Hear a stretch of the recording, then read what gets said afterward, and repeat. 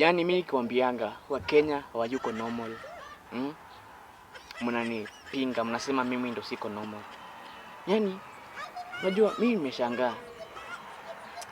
Savimbi siku hizi aendeshi ile magari zake kubwa kubwa.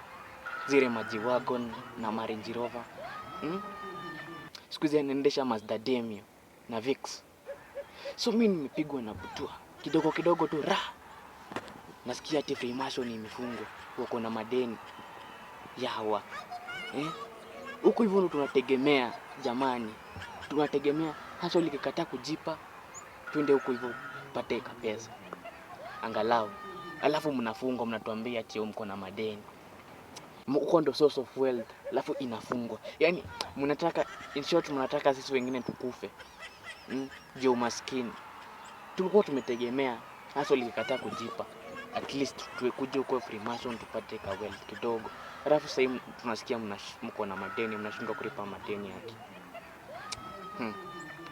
Lakini Kenyans si you have jokes.